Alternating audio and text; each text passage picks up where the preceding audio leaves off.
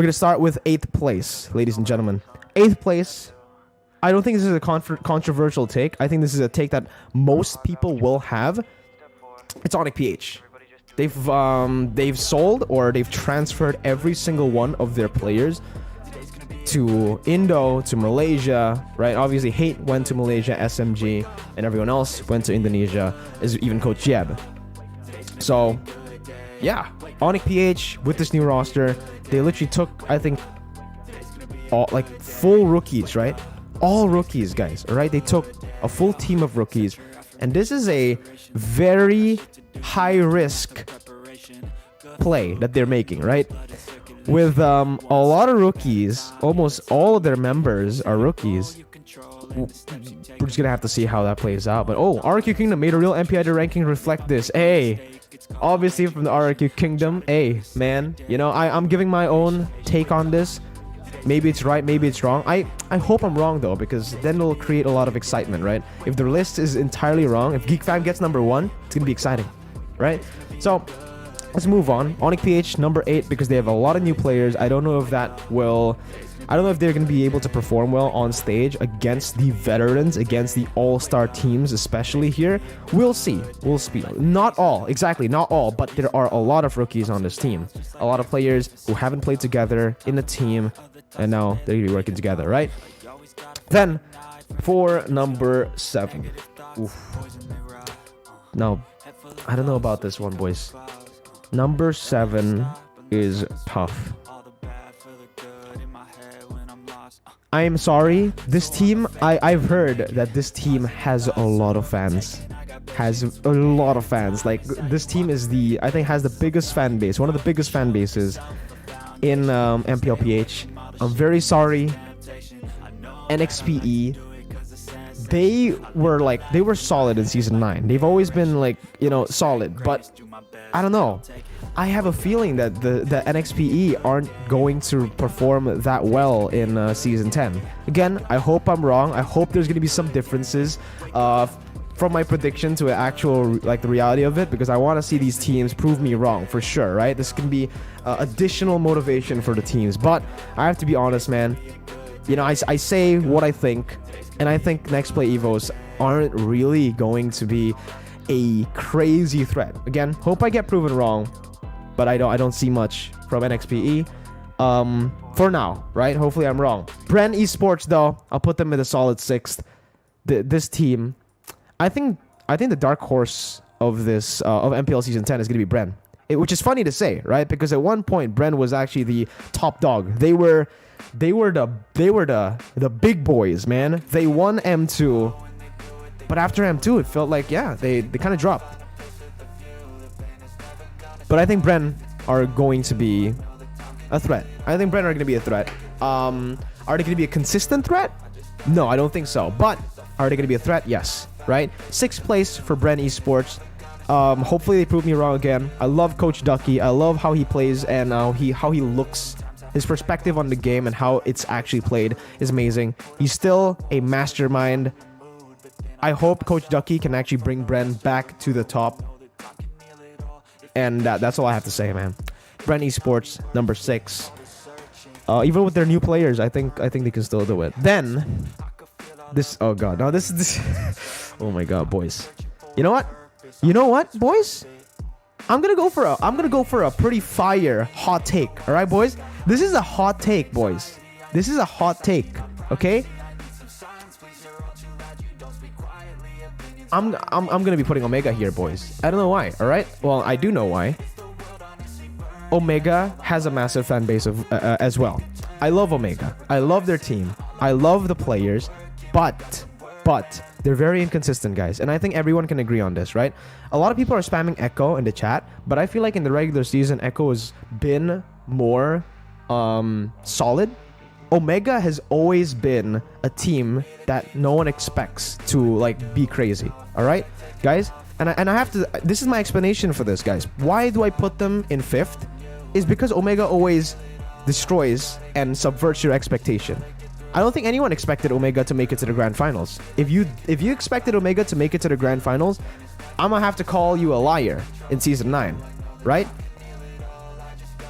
Omega always do better as an underdog. They always do better when no one expects them to play well. And it's regular season, right? Omega has been solid every single time in the playoffs. But when it comes to the regular season, they've actually been mid-table to even bottom-tier team, right? Regular season, consistency is the key. And Omega, they've kind of been lacking this for a very long time. In the playoffs, it might be different, obviously. Will be different because it's the Omega time, right? But I'll put Omega in number 5. I think their mentality and their playstyle just improves massively when it becomes a high-stakes situation. And in the regular season, though, I think it's a completely different story. And Omega, I'll put them at 5th place.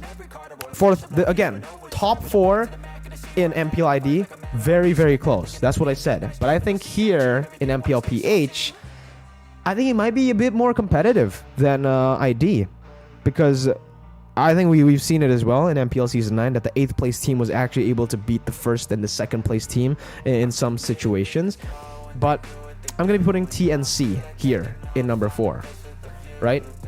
TNC has been a very solid team, especially in Season 9. I love how they play the game. They're very objective. They're very efficient, boys and girls, right? But I don't know. I think that was peak TNC. I think Season 9 was peak TNC. I think Echo... I'm actually rating Echo so high because I love 𝗏𝗘𝗢𝗙, okay? This might be biased, chat. This might be biased, but who doesn't like 𝗏𝗏𝗢𝗙? You can't be a hater of 𝗏𝗏𝗢𝗙. The man's just too efficient with every single hero. Well, assassin heroes. And I think right now, assassin heroes are in the meta. You know, they are back, especially with the new patch.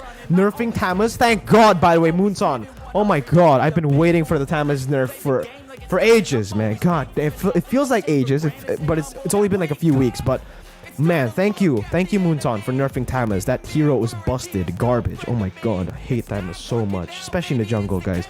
But yeah, 𝗏𝗏𝗢𝗙 is a solid jungler. With the assassin meta coming back slowly but surely, I think he's gonna be popping off, as well as his team. All right, boys.